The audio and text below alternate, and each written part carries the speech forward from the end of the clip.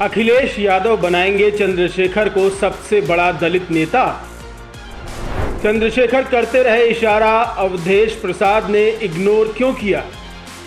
मिल्कीपुर याद आते ही अवधेश प्रसाद क्यों भड़क जाते हैं?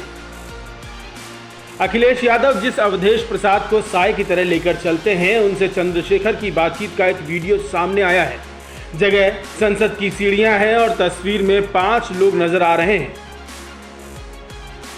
सबसे नीचे आजाद समाज पार्टी के नगीना से सांसद चंद्रशेखर रावण और उसके ऊपर अवधेश प्रसाद चल रहे हैं और उनको सीढ़ी से उतारने के लिए 2 लोगों ने पकड़ रखा है।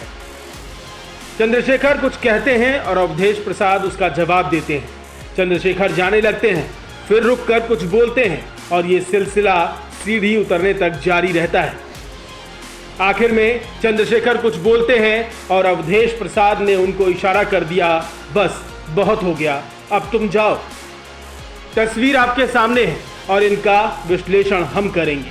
अवधेश प्रसाद और चंद्रशेखर रावण के रिश्ते कैसे रहे हैं, ये किसी से छुपा नहीं है, क्योंकि चंद्रशेखर ने मिल्कीपुर सीट से अपना उम्मीदवार उतारकर अवधेश प्रसाद को झटका दिया था। सारी सियासी लड़ाई की जानकारी आपको देंगे, लेकिन सबसे पहले समझाते हैं कि सीढ़ियों पर एक साथ दिखे अवधेश प्रसाद और चंद्रशेखर के बीच आखिर पक क्या रहा है। क्या अवधेश प्रसाद के जरिए अखिलेश से बातचीत का वक्त मांगा? अखिलेश के पीडीए फॉर्मूले में अपनी भूमिका की बात की क्या? अयोध्या सीट पर पिछड़े और दलितों के मुद्दे का जिक्र किया क्या? दलित ओबीसी मुस्लिम वोट के गठजोड़ पर चर्चा की क्या? वक्त पर सरकार विरोधी मोर्चे को लेकर रणनीति पर चर्चा की क्या? आजाद समाज पार्टी और समाजवादी पार्टी के गठबंधन पर बात की क्या? आखिर चंद्रशेखर ने इस 2-4 मिनट की मुलाकात में किया क्या?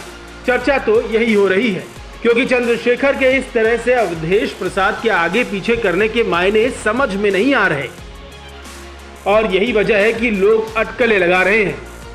दरअसल अयोध्या में अवधेश प्रसाद ने जो करिश्मा किया, उसके उलट मिल्कीपुर के उपचुनावों ने उन्हें रुला दिया। अवधेश प्रसाद उन लोगों को कभी माफ नहीं कर सकते जिन्होंने उनके बेटे अजीत प्रसाद के हिस्से हार डाल दी। मिल्कीपुर उपचुनाव में चंद्रशेखर ने अवधेश प्रसाद को कैसे झटका दिया था, ये भी समझ लीजिए। चंद्रशेखर ने मिल्कीपुर से सूरज चौधरी को मैदान में उतारा था। सूरज चौधरी समाजवादी पार्टी से बगावत कर चुनाव लड़ रहे थे। कभी अवधेश प्रसाद के करीबी रहे सूरज चौधरी ने ही उनका खेल बिगाड़ा।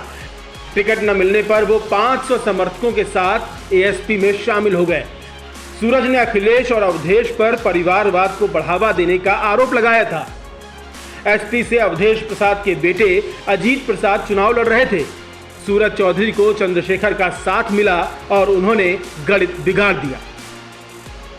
तो समझे, अवधेश के करीबी को उनके ही खिलाफ चुनावी अखाड़े में उतार चुके चंद्रशेखर की ये तस्वीरें सामान्य नहीं मानी जा रही हैं। अवधेश प्रसाद से क्या गुपचुप तरीके से डीलिंग करने की कोशिश हो रही है, ये जानना जरूरी है। सियासी विश्लेषकों की माने तो ताजा हालात में चंद्रशेखर का कद एक बड़े दलित नेता के तौर पर उभर रहा है। अवधेश प्रसाद अखिलेश और चंद्रशेखर को पास ला सकते हैं, लेकिन तस्वीरें कह रही हैं कि अभी अवधेश प्रसाद इस मूड में है नहीं।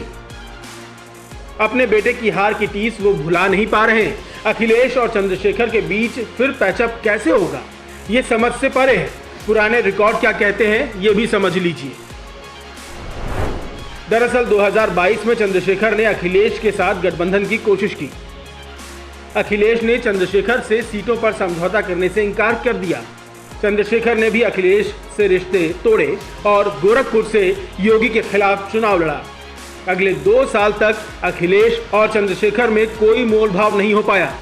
कई मौकों पर चंद्रशेखर ने अखिलेश पर दलित विरोधी होने का आरोप लगाया। 2024 में फिर चंद्रशेखर ने अखिलेश से गठबंधन की कोशिश की। अखिलेश ने लोकसभा चुनाव में चंद्रशेखर को दूर से ही नमस्कार कर दिया, लेकिन लोकसभा चुनाव में नगीना सीट से बड़ी जीत हासिल कर चंद्रशेखर ने सबको चौंका दिया।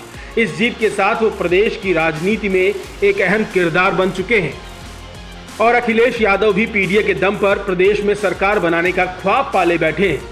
ऐसे में हो सकता है कि अवधेश प्रसाद के जरिए अखिलेश और चंद्रशेखर की दूरियां खत्म हो जाएं। आपको क्या लगता है? कमेंट करके अपनी राय जरूर बताएं। न्यूज़ कोरिडोर्स आप हमें YouTube पर, Instagram पर, X पर और Facebook पर फॉलो कर सकते हैं।